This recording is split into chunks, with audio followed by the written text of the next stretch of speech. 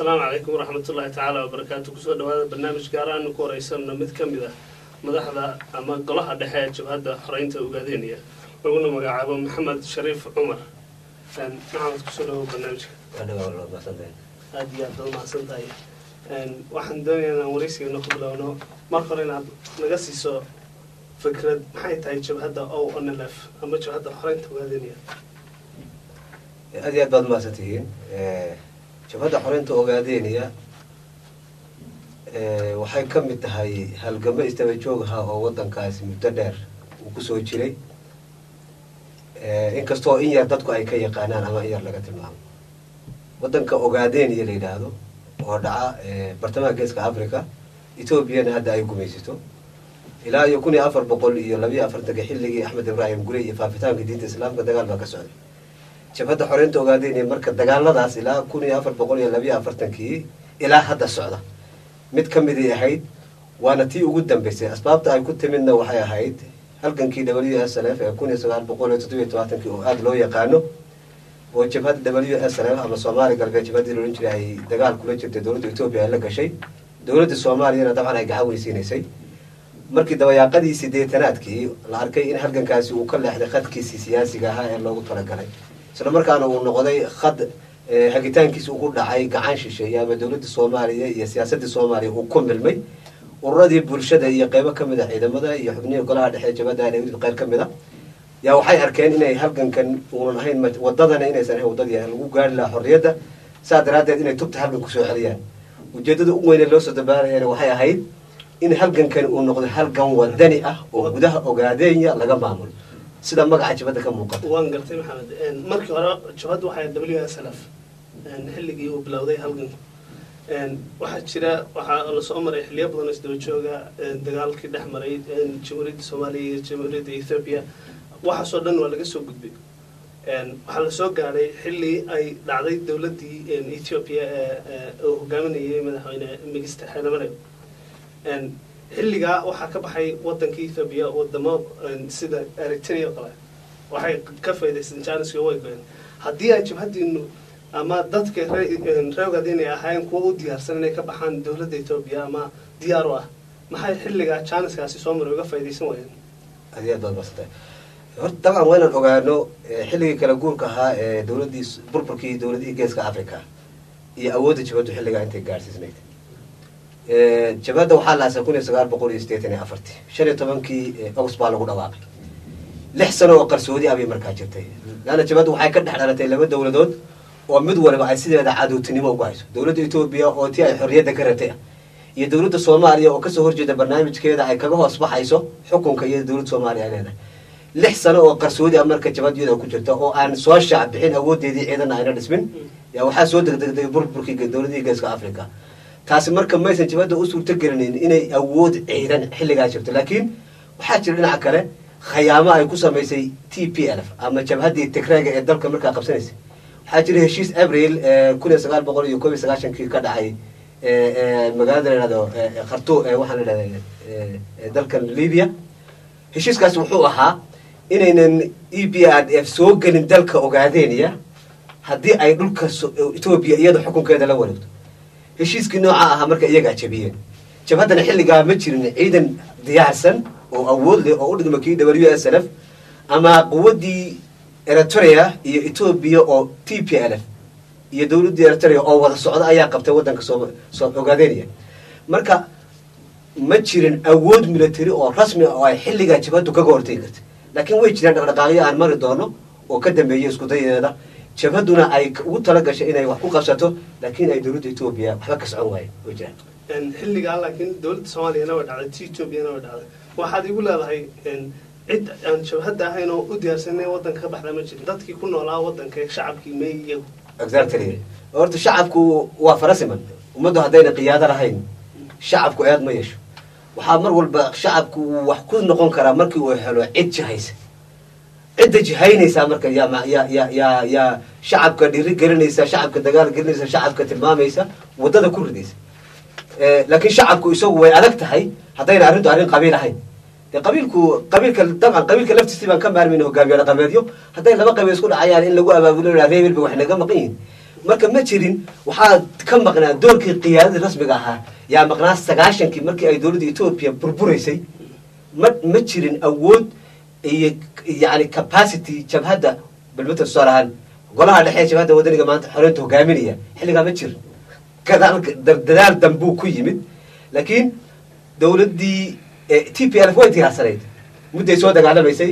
oo Tigray way soo diyaarsanaayeen kamid madaxda jabhadda ONLF markaa waxay ka tirsanayeen dowladdii dhexe ee Soomaaliya ما هو لو ركر هذا بالوتر عربيان هذا شباب حكومة كلته جنرال سومالي دول سومالي كتر سنبوها لكن واحد لقى يابا حل جاس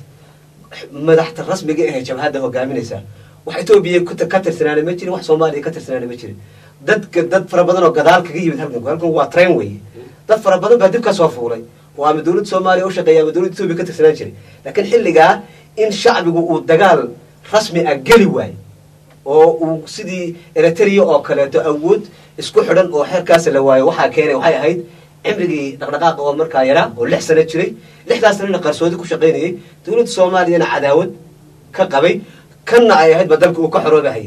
marka Charles ugu horeeyay wuxuu noqday burburkii dawladii Geeska Afrika isku burbureen yaaba wuxuu noqday iftiinkii ugu horeeyay ee u soo shacab xajabada wadaniga waxa la toogaadeenay si afkaarteeda ay banaanka u soo dhigto angartay idinku xilliga markii ay wadankii dib loo qabsaday chance u weydeen inaad ka go'daan Ethiopia hadii aad diyaar u noqon weydeen ama marka xilliga diyaar loo hay maxaa keenay xitaa miyaan dawladda markii damiyada heshiis miyaad la gali kar weydeen miyaad la fariisan kar aad baad maasantay meelahaas aan rabnaa inaan ku soo dhacno waa sax weey 1990kii markay labadii dawlad soo burbureen May 1990kii baa wadankan ogaadeen ay la wareegtay dawladda TPLF ee hogaaminayso marka jabhadu markii ay isugu soo gasho gudaha August bishii 6 ee 1991kii waxay madaxdeedii iyo shacbigeedii ku shireen Garigoan meesha la yiraahdo waxa laga wada hadlayay habka ugu wanaagsan ee loo wajihi karo halkan ay rabto jabhadu inay kaga xoreyso dalka ogaadeen sida ugu haboon ee loola dhaqmi karo gumaysigan cusub ee ay Tigraygu hogaaminayaan ee xukunka Ethiopia maanta gacanta loo geliyo dabcan meena qabsan dawladda reer galbeedka ku caawiyay inay xamar kama nasiibna Addis hal mar bay burbureen Addis Ababa waa la badbaadiyay xamarna waa la burburiyay ilaa maanta way burbursantahay marka dawladii reer galbeedka ahaa ee fikirka geystay ee xukunka u gacan geliyay TPLF sida loola tacaamulaya TPLF sida loola tacaamulaya shacbiga ogaadiyay sida loo dagaal gelinaya xorriyadii sida loo raadinaya shir arintaas laga hadlaayo oo aqoon-yahano fara badan oo jabhada mas'uuliyiin fara badan oo shacbiga ah oo hogaamiye dhaqameedyo iyo dhalinyaro iyo odayaal iyo haweenba leh yaa isugu yimid Garigoan si loo wajaho shirkaas waxa ka soo baxay shirka go'aankaas wuxuu ahaa dhawaaq ay dawladii Ethiopia ee cusbayda xukunka qabsatay marka ay ku dhawaaq oo ahaa in ay qaban doonto shir bisha 7aad ee isla sanadkaas oo muddo bil ah marka ay ka joogto shirka in lagu dhisi doono maamulku meel gaar ah oo loo yaqaan maamulka kala guurka ah xilliga kala guurka ah kaas oo hogaamin doona dawladda Ethiopia muddo 2 sanadood muddada 2 sanadood in qowmiyaadka Ethiopia ee faraha badan qowmiyad walba ay ku diyaar garowdo kuna soo cadeyso waxa iyadu ay rabto si marka dadka shacbiga Soomaaliyeed loogu bisleeyo ogaadeen iyo loogu bisleeyo arintaas ayay jabhadu shirka u qabatay shirka marka waxa ka soo baxay in horta bal laga qayb galo shirka charterka ee 1991kii July ka dhici doona magaalada Addis Ababa waa laga qayb galay shirka waxa ka soo baxay in muddo 2 sanadood la wada noolaado hadii laga maarin waayo 6 bilood lagu daro 6 bilood kadibna in qowmiyaadka Ethiopia ay haysato ay xoog ku haysato qowmiyadii tirada waan go'ayna oo Ethiopia waan ka go'ayna inay xor u tahay heshiiska charterka la yiraahdaa waxa kamid ahaa oo qodobka arinta sharciyeed wuxuu ahaa qodobka 2 ee charterka xarafkiisa ja arinta ka hadlayay ismaan dhaafkan marka dambe xaqu ka yimid bal isweydiin kara jabadu marka way u diyaar garowday inay ka go'do way la tacaamushay dawladda Ethiopia iyo xukunkii markaa jiray iyada oo waliba dawladda Eritrea laftigeedu ay meesha ka marnayn marka waxay ahayd in 2 sano kadib afti laga qaado shacbiga dawladda Ethiopia taasay ogolaatay oo lagu heshiiyay hadii xilliga diyaar ku noqon waayna 6 bilood dheeraad lagu daro laakiin bisharti inay noqoto arinta 2 sano iyo 6 bilood ugu badnaanihi inay noqoto taqoomida Soomaaliyeed ay ugu diyaar garoobsay Ethiopia say ka ugu ilahay waa isweydiin kala marka xaqi ku dambeysay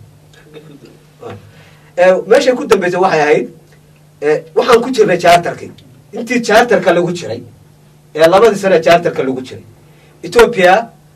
waxay ciyaaraysay kaadh kale iyadoo oo ka faa'iidaysanaysa khabaradaha dadka gumaystayaasha ah reer galbeedka ay u diyaarinayaan intii aan la gaarin charterkii bishii 9aad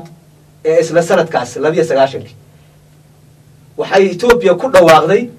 dalka Ogaadeniya inay ka qabanayso doorasho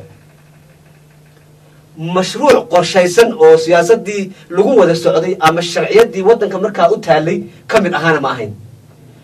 mashruucaasi marka bishii 9aad yay ku dhawaaqday Ethiopia laakiin ka dhaxgalo marka COVID-19 waxa lagu soo sheegay in wadanka laga qaadi doono dadka afti haddana waxa lagu tiriyay 2019 waxa la qabtay doorasho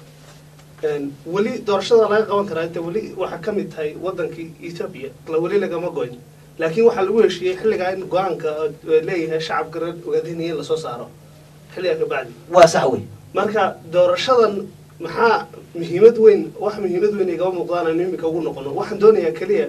waxa meesha ku dambeeyay heshiiska iyo meesha ay wax ka qalacdeen waa sax weey horta waxa umada kala hagaayay oo Ethiopia sideedaba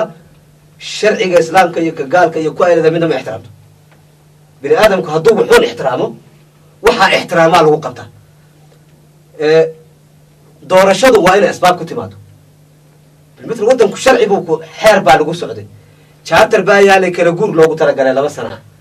labadaas sana qowmiyadku inay isdhisaan bay ahayd sideedaba horta meel uu ka soo galiyay ma jirin inay dawladda Ethiopia iyadu kaligeed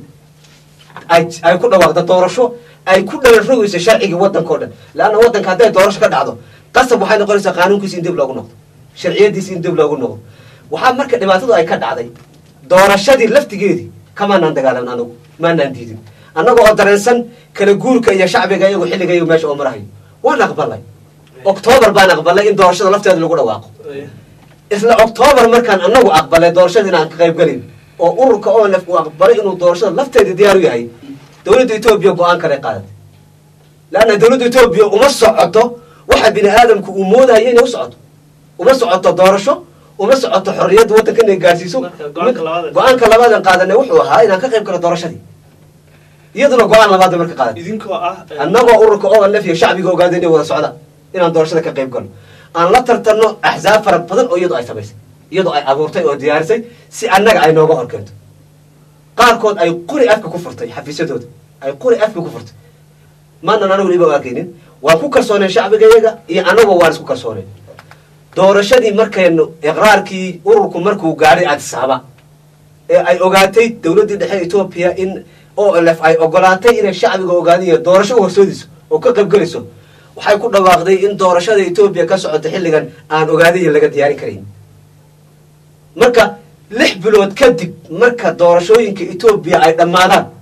6 bilood kadib ya Ogaadeniya doorasho laga qaban doono maxay ku soobaysay waxay ku soobaysay in dalkan uu san lahayn kala ka dambeyn doono inuu 6 bilood inuu ka dambeeyo dalka sababtu waa inuu wadanka ka dambeeyo malaha diyaaradu ma tegi karaan baabuurtu ma tegi karto wadooyin malaha kada oo kada annaguna raalli kama aan ahayn kala guurkan dawladda Ethiopia iyo shacbigan qowmiyadka Ethiopia ay ku socdaan ka hadna kala raalli kama aan ahayn sidaa daraadeed October buu kala dhaxjabad shir isugu yimid waxa la go'aamiyay in doorashadaas si kasta oo aynu ku gaarsiin karno goobaha cod bixinta loogu talagalay sanaadiiqdii inaan gaarsiino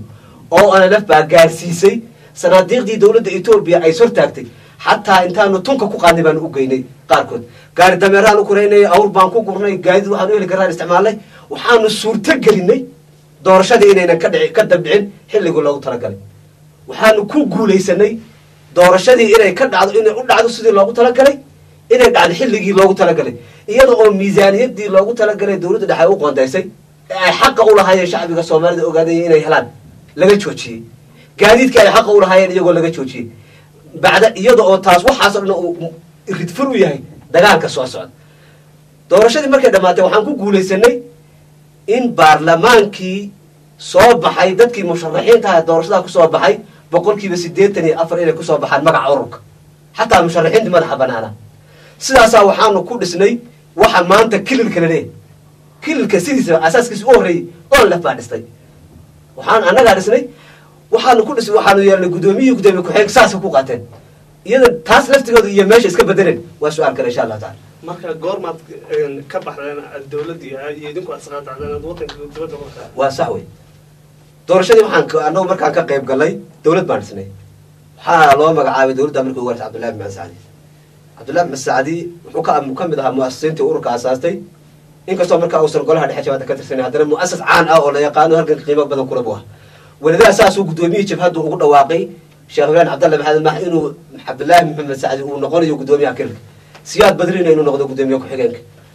wel magaalada annagu caasimadda dalka waxaan u naqaanaa goday, uma naqaana shishka. annagu markaan dawladdaas dhisnay waxaanu caasimada u dhin magaalada goday, oo aanu leenahay dhinacyada dalxiiska iyo isgaadhsiinta iyo deegaankaba waa meel u suubata inay caasimad noqoto. muddo 8 bilooda markuu maamulkaas shaqaynayay, tubtiisuna uu qabsaday oo orkay shacbigii danaha ogaadeenaya inuu ka taranaya la arkay. markii ugu horeysa waxaa loo yidhi guddoomiye jabhadda, guddoomiyihii deegaanka. dowladda etoobiya waxay ku samaysay faragelin rasmi ah, waxay joojisay miisaaniyaddii loogu talagalay ee dhaqaalaha ahayd. waxay ku amartay ninkii madaxweynaha kirilka ah in caasimadda laga soo raro magaalada goday oo lasoo dejiyay magaalada jigjiga. sabab jigjiga waxay ka fogtahay magaalada addis ababa intaasoo masaafo oo kilomitr. way adag tahay marka addis ababa inay goday maamusho, laakiin way u sahlan tahay inay addis ababa jigjiga maamusho.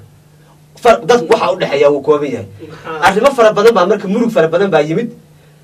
xilligaa waxaa dhacay markaa dhibaatooyinka ugu faraha badan weliba xilligaa way ka dambeeyeen. markii cabdullahi maxamed sacdi waa laga takhalusay, waxaa lagu bedelay xasan jire qalinle. markii lagu bedelay oo xukunkii la wareegay,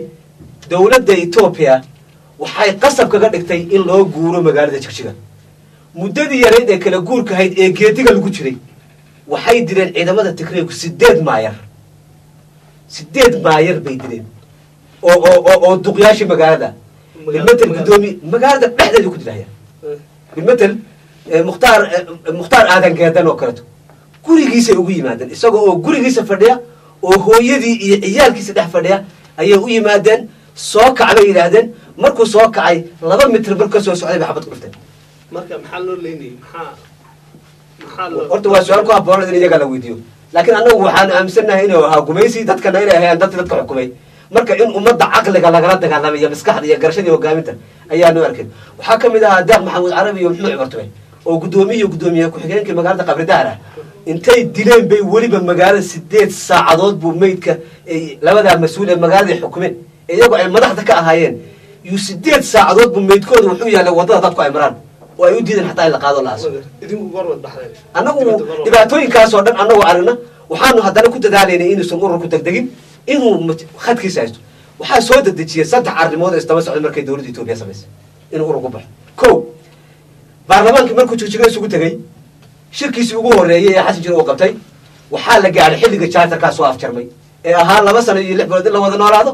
kadibna ummadda inay in afti laga qaado. aftidii baa la soo gaadhay. marka baarlamaankii ugu fadhiistay aftidii baa laga qaaday. hal nin mooyaane xubnihii baarlamaanka ee meesha isugu yimid, hal nin ii daahir faarax nin la yidhaah, halkaa nin mooyaane dhammaan xildhibaanadii waxay gacan u taageen in shacbiga ogaadeenya afti laga qaado lana fuliyo go-aanka charterka. dagaalka horta rasmiga halkaasu ka bilow. go-aankaasu markuu soo baxay baarlamaanka 15 bishii 2 ee 1994 markuu soo baxay, etoobiya waxay bilowday dhaqdhaqaaqyo degdeg oo ay arrintaa ka hortegayso. waxay ka bilowday 3 maalmood kadib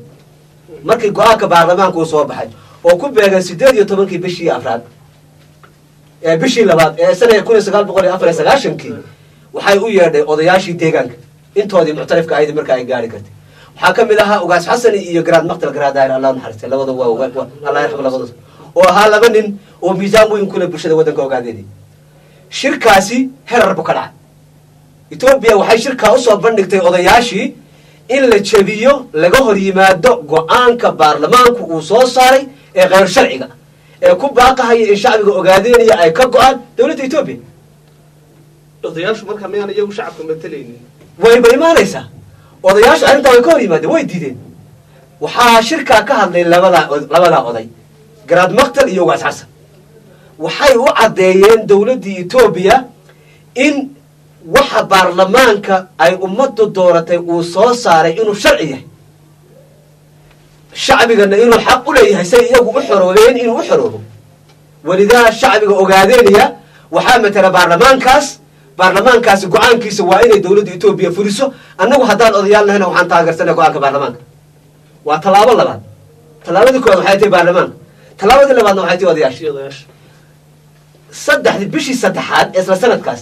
golaha dhexe jabhadda wuxuu u fadhiistay shir uu ku taageerayo aftida baarlamaanka uu soo saaray shirkaa waxaa ka soo baxay guddiyada waxaa ka mid ah guddi uu hogaaminayo guddoomiyaha jabhadda xilligaas sheekh ibraahim cabdalle maxamed allah naxariisto guddiyada waxaa loogu talagalay inay gobollada aadaan isla markaana ay ku taageeraan shacbigu ay taageeraan go-aanka baarlamaanka mudaharaadee lagu taageero si taa looga hortago waxaa taariikh caan ah in guddoomiyihii jabhadda lagu weeraray magaalada waradheer dagaal weyn uu ka dhacay dad badan lagu xasuuqay 45 xubnood oo shacab ah yaa ku dhibatay meeshaas oo dadku oo Etoobiyaanka ay xasuuqeen oo ahaa dadkii ku deyrnaa guddoomiyaha jabhadda dadkii ku deyrnaa ilaashanayay ma ahayn ciidanka xoreynta dadkaas ma ahayn ciidanka jabhadda waxay ahaayeen dadka shacabka ahaa ee guddoomiyuhu mumathilka u ahaa ee go-aankii baarlamaanka u mudaharaadayay yaa lagu laayay meesha xilligaa jabhaddu miyay hubaysnayd soo way hubaysnayd dabcan way hubaysnayd waan lahayn ciidan hubaysan laakiin garabka iyaga hubaysani kama soo bixi jirin xaruntiisa rasmiga iyadoo gare go-an xaruntayada rasmiga waxay gare go-an ciidankayga wuxuu ku daray ku xalasnaa gare go-an iyaga tigrayga ihina way ogaayeen inaan ciidan leen heshiis baanan ku ahayn inaan ciidan yeelano oo aan ciidanka naga dhisno waxaan heshiis ku nahay bay ahayd marka xisbi siyaasad caadi ah xisbi siyaasi oo cad annagaaba doorashadii qabanay soo ma baarlamaankii xisbiga waa la bedelaya waa ka nafteed soo saaray annagaa shacbiga matala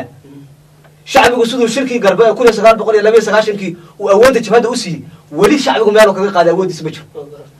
markii guddoomiyihii la waray idinku maxaa guddoomiye maxaa kama naan jawaab annagu weerar kaga maanaan jawaab waxaan rabaa inaan ku tuso dulqaadka iyo dadaalka in jabhaddu aysan ku degdegin waxa maanta haysta dadka wax magaratada ah Itoobiya ay dhigto wax ugu sheegaysana aysan suurtagal ahayn waxa ay sheegayaan in dadku taariikhda dib u fiiriyaan iyaga oo calooshooda ay fayowdahay ayna cugdad kale ku jir okay guddoomiyihii waa la weeray waa dhacdadii labaad guddoomiyihii markii la weeraray 25kii bishii labaad yuu noogu yimid guddoomiyuhu Gargoan isaga oo raggii la socday qaarkood la laayay shacbigiina cagta la mariyo la xaqi shacbigii reer Waradheer ee doorashada inay go-aanka baarlamaanka taageeraan u soo baxay yaa cagta la mariyay intaasi markay dhacday guddoomiyaha jabhadda uu halkaa noogu yimid isla bishii afraad ee sanadkaa gudihiisa mar labaad wuxuu Malla Zanaawi u yimid magaalada Goday wuxuu isugu keenay halkaa odayaal fara badan oo cid oga jirin degmooyinka waddanka oo dhan oday walba waxaa laga soo degmo walba laba oday baa laga soo qaaday laba oday oo ogaa meesha loo wadaana ma jiro 17 Abriil yaa la isugu keenay hal hool ah oo magaalada Goday ku yaala markaasay is arkeen marka dee odayaal iswada yaqaani oo bariya galbeed isaga keenay min ka soo bilow booq ilaa iyo cirifka gindi dhuxiga ogaadeen yaa laga soo ururiyay markay is arkeen ee isu soo baxeen waxay ku noqotay arrin mucjisa ah war dadkan sidii yawmal qiyaamihii suurka lagu soo baxay oran jiro kale dadkan kor u soo wada baxay meesha ka soo baxay maxaa la isugu keenay su'aal bay noqotay marka rag caaqli leh baa ku jira ragii meeshii waxaa la yiri hal arrin hadii la ina weydiiyo yeenan arrinta ka gorgorta ka gelin laakiin wax alla wixii kale la ina weydiiyo ninii caqligaan ka hadalo 5 nin bay iska soo dhex saareen waxay yiraahdeen arrinta la ina weydiinayo inaan gorgorta ka gelin waxa weeye arrintii go-aankii baarlamaanka uu soo saaray ee shirkii uu taageeray odayaasha harar lagu taageeray ee kalfadhigii golaha dhexe jabhadda lagu taageeray ee inay ogaadeen iyo ka xorowdo tikre ahayd arrintaa haddii uu ninkaasi inoola yimaado waa inaan wadadii go-aamada hore ay mareen aan marno haddii waxaa wax ka bedelan la inoola yimaadana nin iyo caqligeedu waa taleena dhextaa sidii ay ka yaabayeen bay noqotay Malla Zanaawi markuu soo galay ee uu salaamay shirka wuxuu ku bilaabay hadalkiisii waxaan cadaynayaa inaad dagaal bilowdeen inaad dagaal go-aansateen odayaashiina shirkoodii saasay u hadleen golaha dhexe jabhadda go-aankaasuu qaatay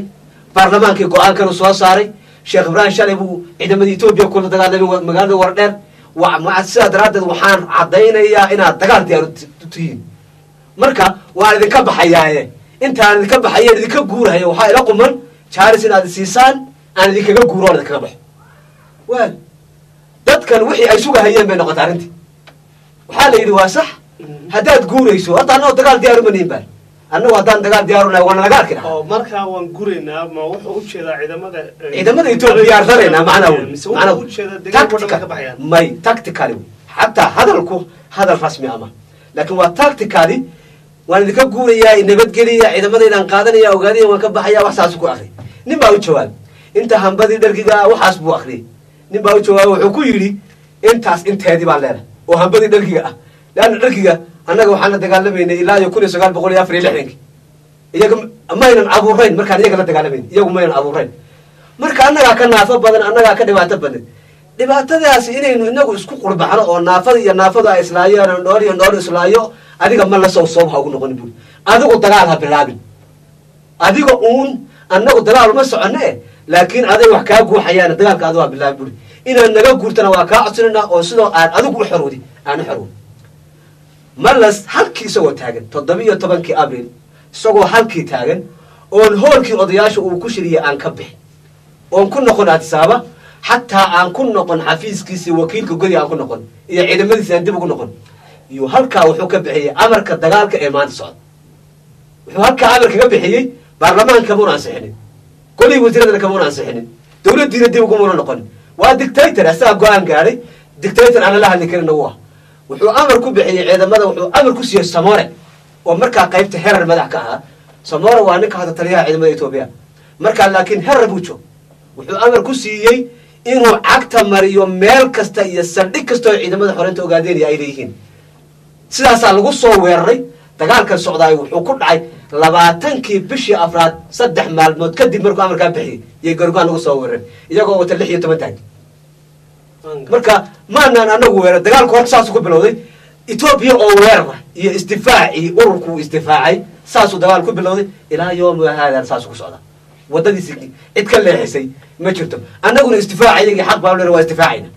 inaan iska tifaan xaq baa loo Itoobiya weerarkeedii meena joojina waa kan wali dadkeedii dalkiiba lagu xasuuqay wabaasan waan gartay markaynu ka soo gudubno taariikhda dheer iyo xilliga aad wadan ka soo baxday iyo waxa soo dhan soo dhaafno haddeerto waxaa yimid maamul cusub waxa isbedelay wixii oo dhan كلينك وحلا مقعاوي مدحوين محمد عبد العمر مركا wuxuu ku baaqay inuu wada hadallo la galiyo jabhadda oo ay la fariisanayo qayb kamida jabhadda in hore u tageen sidii kooxda galabkii hogaaminayay injineer Salaxdiin way fariisteen way la hadleen ka bacdina heshiisyo la qaatay dad badan oo kamida jabhadda heshiisyada way qaateen idinka intiina golaha dhexe ee jabhadda waliba adigu aad ka tahay xeer ilaaliyaha guud maxaa diiday inaad heshiiskii leedinku baaqay aqbashaan ama aad la fariisataan haddii xilliga aad ahaydeen heshiiskii kaga baxay oo laydinkaga baxay maxaad mar labaad haddii laydin yeedho laydinku yidhi chance baa laydin siinaya aad kula hadashaan dawladda iyo dawlad deegaanka labadaba maxaad ku diideen waa maasan tahay horta waxaan rabaa inaan saxaafadda u saxo annaga mar walba kuma wajahnin kililka waxa la yidhaha kililku wuxuu ka mid yahay dadka annaga aan xoreynayno ninka adigu aad xoreynaysana waxba kama gorgortami kartid dawladda Itoobiya wax naga dhexeeyaan waxay wax naga dhexeeyaan xukunka federaalka ee Itoobiya ee ogaadeen gumeysteen maamula laakiin haddii aan taad u dhigtay aan kuu raaco madaxweynaha deegaanku isaga idin dhexdhexaadinaya xataa isagii dawladda dhexe miyaanu xataa noqon karin cid idin dhexdhexaadiso meel dhexaad isugu timaadaan oo kula fadhiistaan ma de waxa weeye horta waa wax cajab leh in la fahmana u baahan madaxweynuhu horta ninkan shalay baa la keenay waxaa hadda hadalkayga ku jiray annaga haddaan kilil ku qanacsanahay annagaa dhisnay baan ku waxaan annagaa samaynay inaan annaga kilil Itoobiya ka mid ahaano haddaan ku qanacsanahay annagaa dhisnay sababkan annagu u dhisneen u ogolaanay waxay jiraan xorriyadda rasmiga ku gaadhay annaga xorriyad doon baan nahay waxaan go'aankayga rasmiga waxa weeye in dalka ogaadeenaya uu ka madax banaanaado Itoobiya inteeda kale maxamed waxaad wadaad jawaabta su'aashaydina iyada lafteeda aan ku soo noqon marka annaga nama dhexdhexaadin karo kililku sabab laba arrimood kililka horta waa ayo waa ummad Soomaaliyeed toma waxay doontaan baa sheegaan soo ummad Soomaaliyeed ma Soomaali isma haysta marka kolkan annagu isqabsano haddii aanu jamhuuriyadda u qaysanayno iyo haddaanu Soomaalida kale walaalaha u qaysanayno iyo yani laba qabiil oo saytan minna annaga kilku isma haysana annaga kilku annagu Soomaali baan nahay hal wax baa naga wada maqan waxaan rabaa su-aasheeda saan dhageynaad inaad fahanto kuma lihi anigu idinkoo jabhadda may idin dhexdhexaysatano hadda tusaale ahaan suudaan way kala go'an jabhaddu markii hore waa loo yeedhay markii la fadhiisteen dawladda uu hogaamiyo Umar Xasan al-Bashiir way la fadhiisteen ra'iisul wasaare ay qaateen markaa kabacdi dawladda kala hadleen inay qaataan in dadkooda laga qaado referendum oo marka ay ka tashadaan hadday go'ayaan go'aanka dadka la weydiiyo laakiin marka hore ayagu hubka dhigaan intay soo xaroodaan oo ay wadankooda dhinaca qabsadaan hadhow go'aanka dadka lagu kala baxayo wasawe laakiin ma jirin saad adigu hadda u dhageyso ma jirin dawlad kilil ka dhaxeeya koonfur suudaan iyo kilil wada hadlay ma jirin sooma waxaa wada hadlay Umar Xasan al-Bashiir oo dawladda dhexe ee suudaan madax ka ah iyo John Grant oo gudoomiyihii dhaqdhaqaaqa sooma waxba kama qabno anagu inaan dawladda dhexe Itoobiya la hadalno waxba kama qabno inaan dawladda federaalka la xiriirsano waxba kama qabno inaan wax la qabsano oo la doodno laakiin deegaanka annagii baa ahay annaga horta lama kala qaadayo annagu Soomaali baan nahay mid fahan dawladda Itoobiya iyo Suudaan way kala duwan yihiin dawladda Itoobiya waa federalism gobol waliba isaga gaarkiisa soo xukuma adigoo gobolkaaga ka socda baad dawladda dhexe la hadli kartaa oo gobolkaaga federalism kusoo galay qaab federalism laakiin tan jamhuuriyad isku mid ay ahayd exactly wasa taa laftaada aan ku raaco hadalka waxaa fiican in si fiican loo cadeeyo dagaalku kililka ka hor ma socday mise ma soconin waa socday 1964 iyo 1977 iyo intii ka horeysay dagaalku muxuu u socday ma kilil buu ka socday ma jirin ummad Soomaali saysatay ma jirin laakiin waxa laga socdo waxay ahayd wax isbedelay waxa weeye dhaqanka gumaysiga maamul isbedelay ma jiro laakiin dhaqanka gumaysiga isbedelay soo tusaale ku siinaya dalka Nigeria markuu xoroobahay ee uu ka qaadanay xorriyadda Faransiiska Nigeria waxaa ka jiray maamul 250,000 oo askari oo Nigeriana oo Faransiiska ka garab dagaalamaya yaa la dagaalamaya dhaqdhaqaaqa gobonnimadoonka ah idan Faransiisku ma uuna oranin idinkan ciidamadeedan iyo kuwiina wada hadla ma uusan oran dadkan waa hal qowmiyad weey annagu ma rabno qowmiyad baan ogaadeen iyo leeyahay qowmiyadda ogaadeen iyo leeyahay xuduudda Itoobiya xilligay qabsatay la yaqaan 1887 bay heer qabsatay 1848 waxaa la magacaabay labada gobornor ugu horeeyay Jigjiga dhagax bur loo kala magacaabay inta inta ka dambeysay 1954 dawladda Ingiriiska lagu wareejiyay xilli xukunkiina lagu wareejiyay ee dawladda Ingiriisku ay nagu wareejisay ee ayna dul dhigteen gumaysanaya way waxaan ka dagaalamayna kama dagaalamayno haddaan ka dagaalamayno oo annaga qowmiyadka iyaga dhexdeeda aan la dagaalamayno annagu aan leenahay kililka iyo aan leenahay annaga reer hebel aan leenahay dagaalku sidan uma uusan socdeen waxa weeye annagu waxaan la dagaalamayna ee la hadli karnaa waxaan la hadlaynaa lana hadalay waan la hadalay Itoobiya wada hadal baa socday halka Nairobi baa lagu wada hadlay waa la socotaa in shir la isugu yimid annaga dawladda marka dawladda dhaxal la hadlayna waxaa jira intaasoo oday dhaqameeda haddaad la socoto ilaa 9 goor bay Itoobiya dad soo dirtay marka dadka ay soo dirayso waa dadkan annagu xoreynayna wey qofka marka adigu responsible ka tahay mas'uul ka tahay hadduu muhiim ma inuu aniga u caasi garoobo inuu axmaaro isagu soo raaco anigu muhiim ma arkayo xataa kama argoosanayno muhiimad sax isagu haddaan u arkayn inaad mas'uul ka tahay inaad ka aqbasho maanahay marka waa inaan gumaysiga aqbal xataa haddaan wax aqbalahayo isaga waxaan ka aqbalaya ma jiro waa inaan isaga soo diray ilaa isagu waa dhagax moogta isagu waa dhoobo qalan oo meesha socota idan dhoobadan qalan cida soo turto waa inaan wax la qabsado xataa hadday noqoto inaan dawladda Itoobiya wax la qabsano waa inaan dawladda dhex wax la qabsano waa la qabsanay tiid markaan dadkan maanta kililka sheeganayo dhan wax abuurnaa iyo wax jiray ma jirin midna markaan aad sabab ku shirin la hadlay bilmatal 9 markii go'aankanagii loo gudbinay dad Cabdiraasaan Allah u naxariistay uu kala hadlaayay Mala Zanaawi dadkan kililka sheeganayo dhan wax abuuraa ma jirin marka waxa weeye muhiimadu ma aha kililka iyo dadka iyo waxan ma waa qowmiyad wax idinku haya xaqaad u maraysan heshiiska dawladda dhexe hadii ay idinku xidhayeen lagu meenahay qaar lagu meenahay laakiin garabyo badan oo kamid ah jabhadda xoreynta ogaadaniya ayaa galay ansaxo maamulkana la fadhiistay exactly ansaxo horta wuu galay iyo qofku wuu galay macnaheedu inuu qof awood yahay maaha anigu haddii aan hadda idhaahdo TV-ga dhex fadhiya shaqaha laga siiyo TV-ga dhexdiisa gorgortan kama keeni karin mushaar ma ka qaadanaya marka qofku hadduu intuu galay uu jijiga tago horta adaaba cadaynaya wuu galay wey qofku mar hadduu galay hadee qof awood oo gorgortami karo oo wax wata ma qofku markuu galayo waa inuu wixii ku jiray ka tanaasulay wixii iyaga dadkaas waxaa ka baxay gobonimo doonimadii iyo qadiyadii iyo halgankii ay ku jireen ay ka tanaasuleen waxay go'aansadeen marka inay ama Ethiopia kilalka la hadlaan oo la noolaadaan ama meerahooda iskaga noolaadaan saddex nin baa ugu dambeeyay ninkaas Salaahuddin bin Mad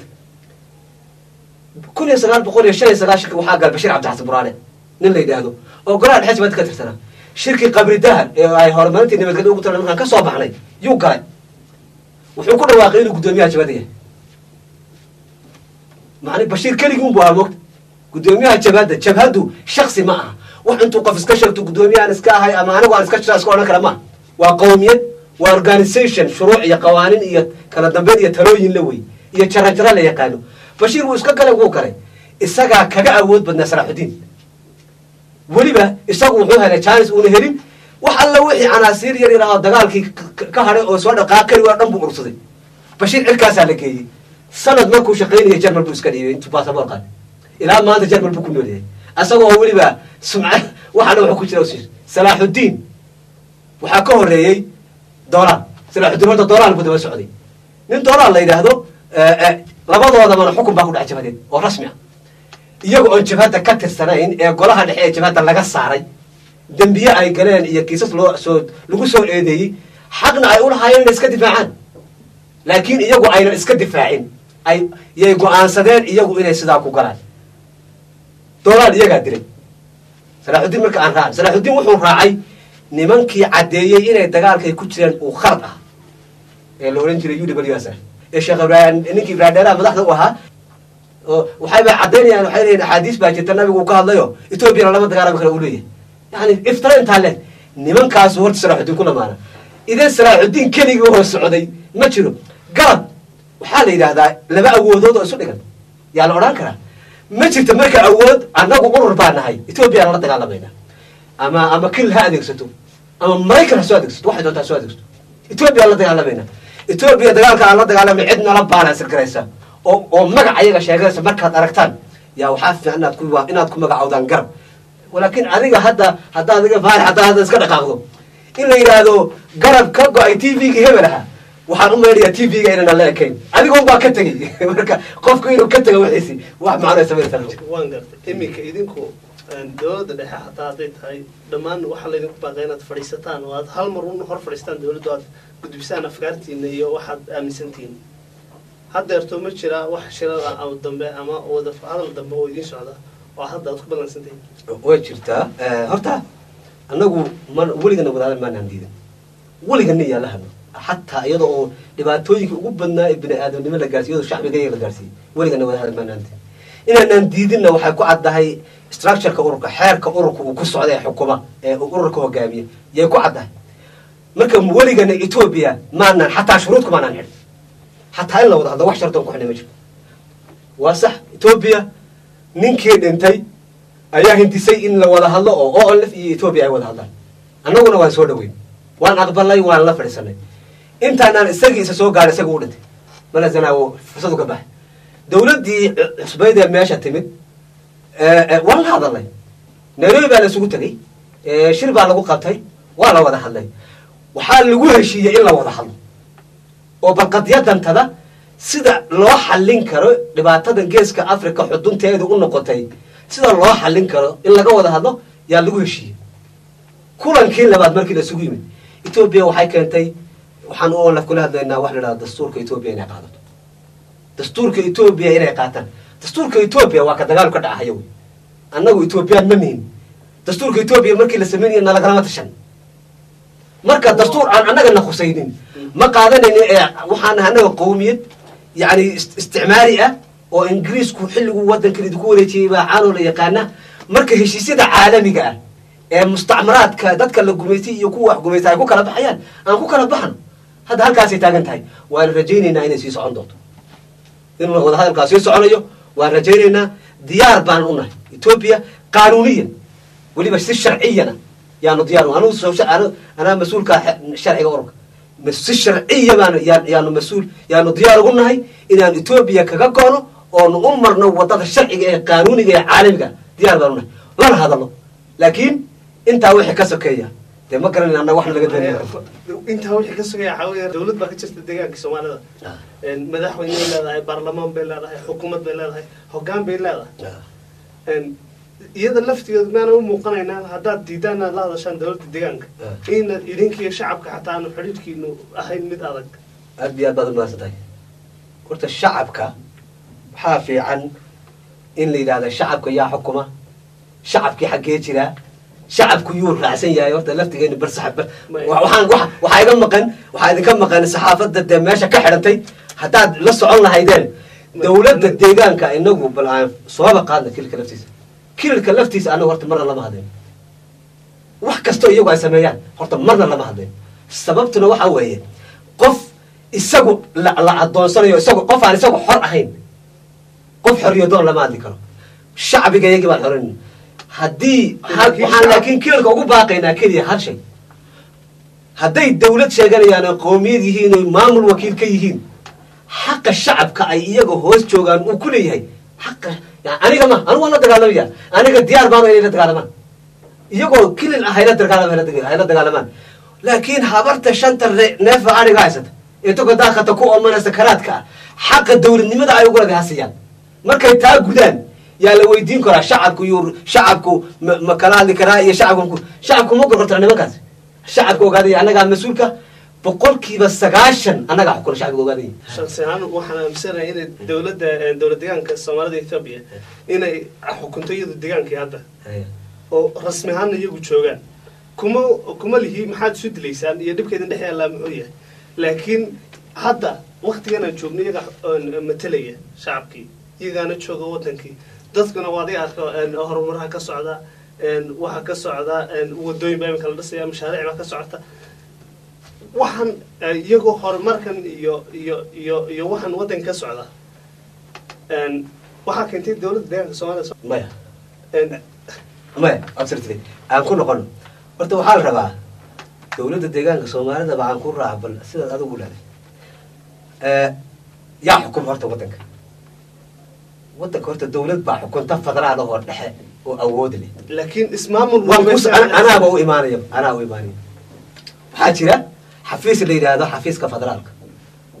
oo kililada faraha badan ee oramiya kulli waxaa o dhan xukuma yaa jira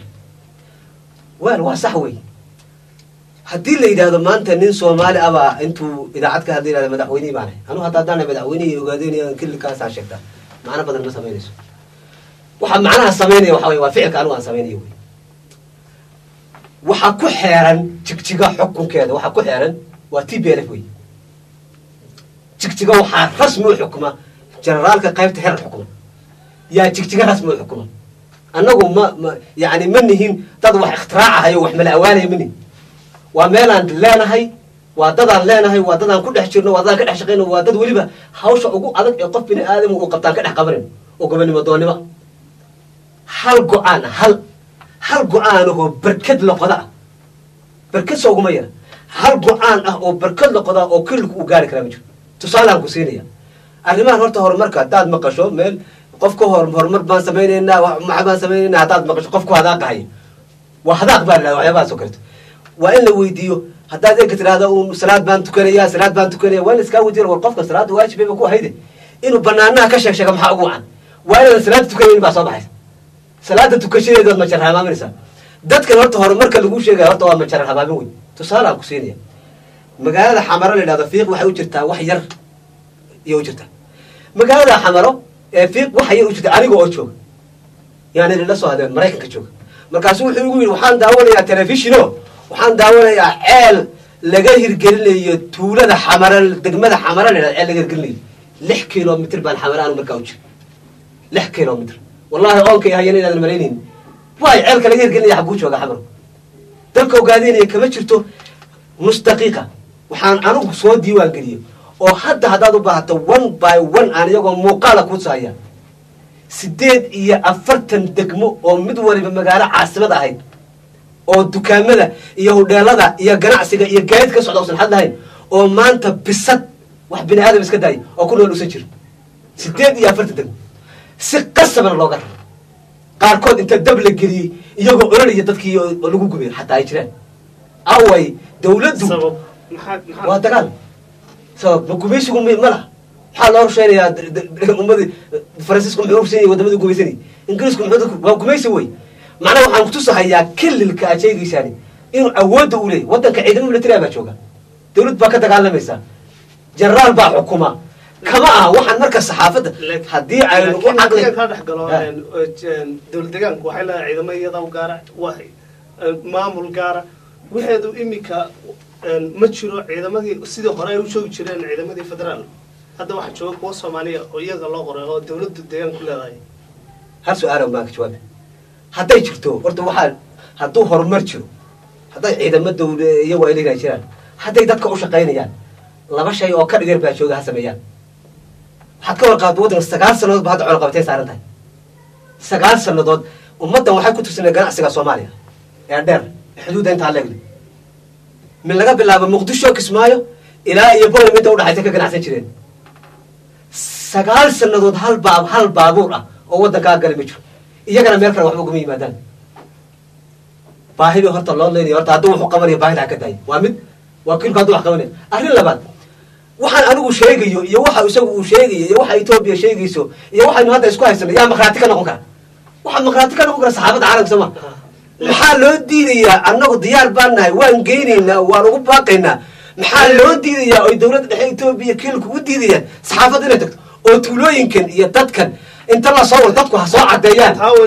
taa waynu soo noqonaynaa adigu maxaad ku diidaysaa inaad iyagoo dadkaaga la hadasho aad tidhaahdid haddaad wax doonaysid warsan inuu xuduna aad loo fadhiisato marka hore dadku wax ku heshiisaan waa sax wey inaan dadkayga la waan la hadlay dadkayga anaa abaabulay waan la hadlay dadkayga anaa dhisay maamulkana sheeganay anaa u sameeyey 9 jid oo isdaba taalan soo maray laakiin damiirku ima siinayo anigu oo dadkaygii iyo dalkaygi midda kale waa in la kala garto waxa xorriyadda iyo xuquuqda leedahay anagu xuquuqdoon maxaa heshiis inaad heshiis marka hore dadka la heshiisaan kuwana hogaaminaya dadka heshiis baa hadda hogaaminaysa dawlad deegaanka maxaa diiday inaad wada fadhiistaan wada hadashaan aad tidhaahdaan inaan ku fahamsiin waayo waxaa keenaya waxaa kaa maqan xogta rasmiga ee meesha marka meesha dadka joogayay ee maamulka adigu aad u aragtaay dad shacabka matala iyo dad shacabka u raam tusaale ku siinaya habeen afraad soo ma dhawaad habeen afraad qabiil dhan oo sheekhash ee la yiraahdo reer saaq oo gobolka dhagax buur dadka degaa hal ruuxa magaalada Jigjiga kama baryin hal ruuxa wala soo shiriyay taga wala dhagax buur bay isugu yimaadeen wala ganacsato wala kuwi baarlamaanka wala kuwi wasiirada wala kuwi shaqaalaha kulligood dhagax buur soo keen dhagax buur markii la soo keenay laba qaybood baa laga dhigay waxa la qaybtiina reer cali baa halka ka baxa hebel baa idin madaxa qaybtiina reer halka ka baxa waa jawaadi bas ugu dagaalantaan makaasa marka mumathil ah makaasa shacbigu raba shacbi la gumaysto oo la adoonsaday oo la afduubay oo la jir dilay oo waliba dadkiisii kuwii dhiigiisa lahaa loo soo maray oo dhiigiisa lagu shaqeeyo wey marka mushkilada inaysa waxa weeye wadankii iyo dadkiisa xukuma haysaan waana mas'uuliyad in saarnaad ogaataan dhibaatada shacabka taala haystaan inaad ogaataan haddaad taa ogaataan su'aalo badan oo maskaxdiina ka guuxaya idinka ay saxdo halkaan ku soo koobnay waraysiga la yeelnay Maxamed Shariif Cumar oo kamid ah golaha dhexe ee jabhadda ONLF ahna xeer ilaaliyaha guud aad baad u mahadsantahay Maxamed aad baad idinka baad celinaya aad mahadsantahay. Assalaamu calaykum.